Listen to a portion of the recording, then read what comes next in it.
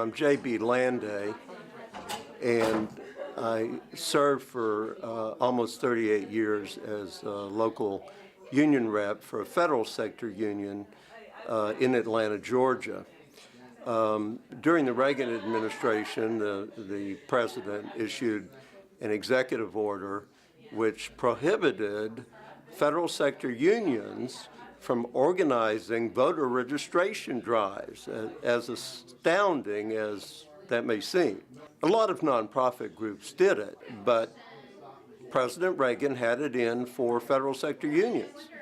You know, you go back to the Patco fiasco where he double-crossed them, they went on strike, he jailed their leaders, they were decertified, and so on and so forth at the very beginning of his administration. So, you know, I'm dealing, of course, with the situation involving the prohibition against voter registration drives. I ignored his prohibition and I set it up. I called in the deputy registrar for Fulton County, Georgia, which is where Atlanta's located, and we set up the voter registration drive in one of our federal facilities where we were the exclusive rep, the union that represented the various employees, and we proceeded to register voters.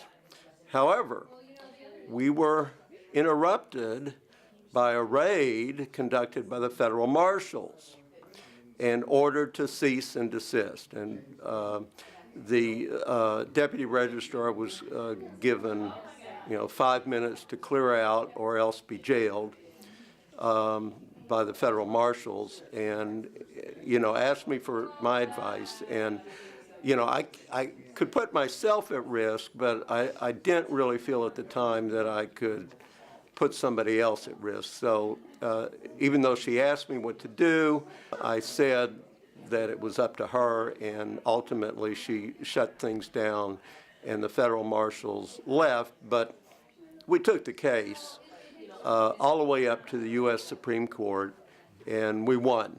And so that ended any attempt at prohibiting federal sector unions having voter registration drives. I'm originally actually from Tennessee. I have to toss that in because Tennessee was the only state among all of the old Confederate states that was exempt from the pre-clearance provision of the Voting Rights Act, simply because the vast majority of African Americans in Tennessee were registered when the Voting Rights Act was passed. There's a very famous political machine based in Tennessee going back to not too long after the start of the 20th century, and it's the Crump machine. Crump was the political boss of Memphis, but his tentacles expanded a lot farther than that. And he wanted African Americans to support the Crump machine, which was, of course, the Democratic Party. The old Democratic Party. Right, the old Democratic Party. Now later, when Estes Kefauver came on the scene and Albert Gore Sr. came on the scene, they, ran for office as reformers to, shall we say, liberalize what had been the policy of the old Crump machine. And of course, they prevailed. But for decades, the Crump machine ruled the Democratic Party of Tennessee. Now, that wasn't the whole state. The Republicans controlled East Tennessee. And there was kind of an agreement that, the Republicans would be responsible for East Tennessee, and the Crump machine would be responsible for Middle and West Tennessee, or 2/3 of the state. And they brought African Americans into the political process as voters, which probably shocks a lot of people. But they did participate. Of course, they were expected to be loyal to the Crump machine, which they were for the most part. And so they were full political participants as far as voting was concerned, all the way up to the signing of the Voting Rights Act. I don't like the decision. I don't agree with it. Uh, I don't think that the basis for the decision, as articulated by Justice Roberts, was correct.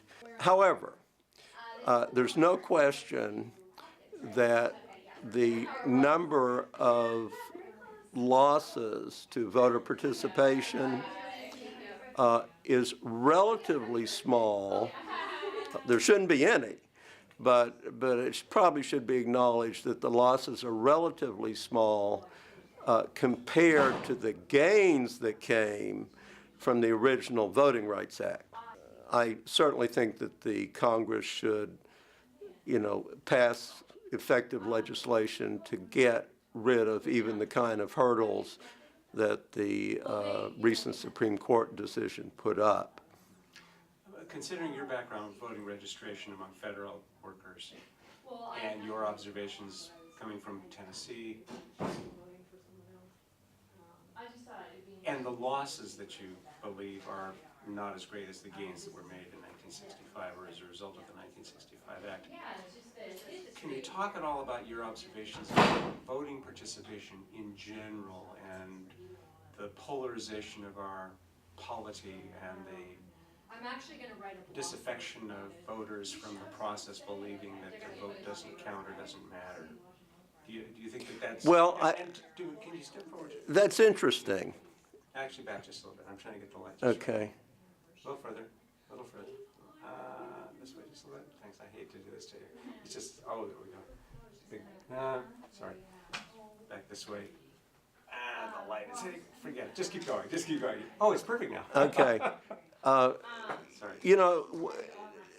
To discuss polarization and, lack of cooperation, all of those kinds of things, they're really nothing new. We can look at periods of American history where it was worse. There's no question about it. When you talk about the Federalists and the Jeffersonians and Adams jailing of newspaper editors, who were writing in favor of Jefferson and so on and so forth, you can certainly find a lot of periods in American history where things were even worse.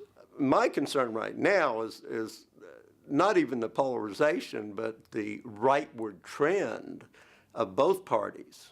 I've looked a lot at the political aspect to labor history. And everybody knows, of course, that particularly in the private sector, the percentage of union workers has been going down, down, down. It's now under 7%.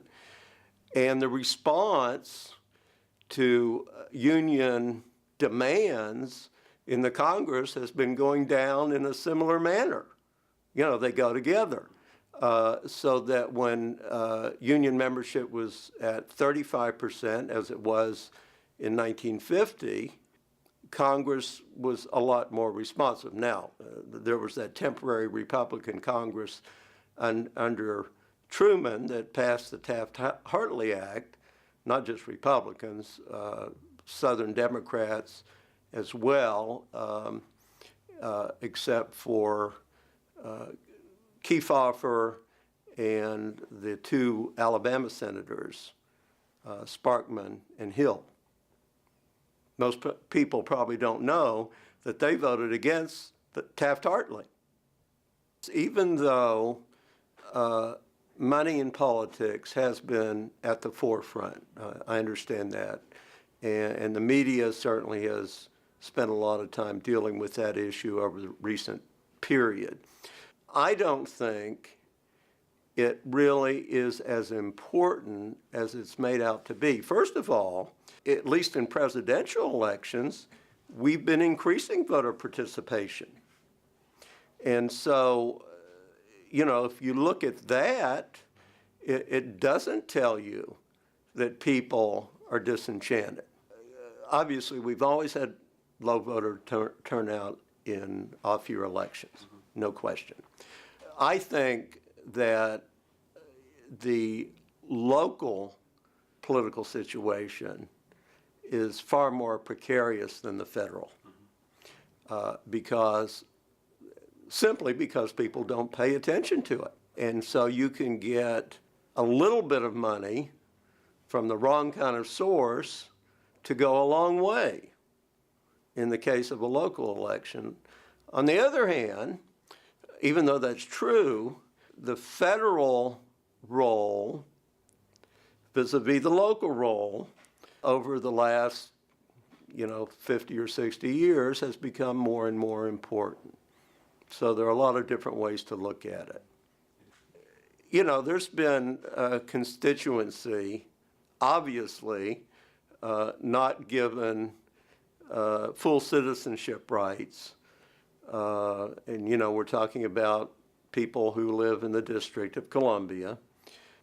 There are a lot of reasons for it. I probably won't go into any details, but I think you can resolve everything by getting statehood and having the citizens of the District of Columbia have the privileges and the benefits of political participation that any citizen of any state in the United States has today. I think that resolves it. There have been little, tiny improvements, obviously, over time, but I think statehood should be the ultimate goal.